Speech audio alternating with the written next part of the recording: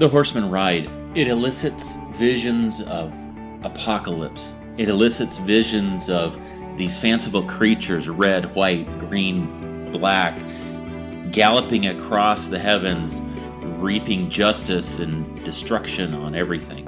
For many Christians, this presents future events, and it presents an end. Jane Cody and Vicki Bloom have done extensive research into this topic, the first four seals of Revelation, what we know as the Horsemen of the Apocalypse.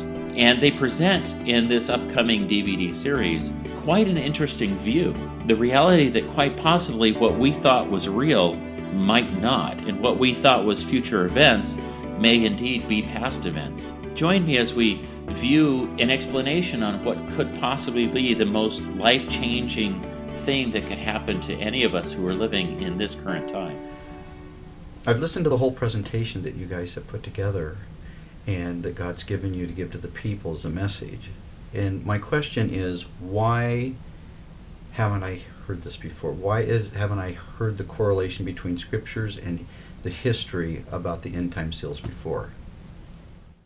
Well, part of the issue is this is a vast thing. It covers the entire globe for half a millennium, which one individual has a hard time getting their mind around. So and prophecy isn't so much for predicting what's going to happen for sure, this is the roadmap we will follow, but for looking back on events and confirming that God already knew about that. And so we're far enough down the timeline now that we can look back and say, oh, look, this is where we've been, which previous generations couldn't do. And then there is the fact that we're in the technology age. This is the age of information.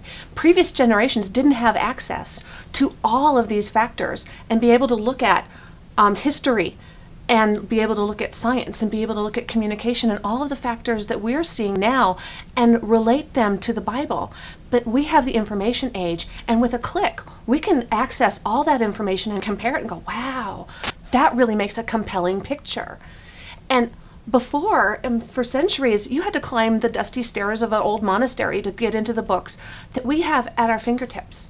And the other issue is what Thomas Kuhn wrote about in his paradigm thesis, and that is that in 1600, the idea of the Catholic Church of Rome, the Roman Empire, the Catholic Church, etc., being the center of all the world, you could buy that.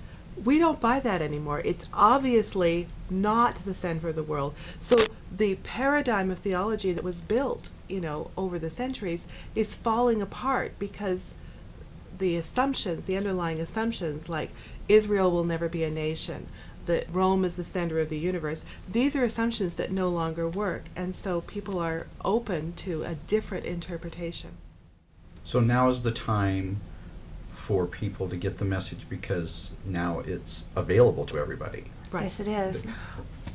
One of the reasons this hasn't all come out is because exactly that. We're in the last of the last days, and it's the time that it must come out. God's people need to be prepared and know this stuff. It hasn't been as critical as we've been marching through church history until now. And so I believe that there's an anointing to understand and receive this particular teaching.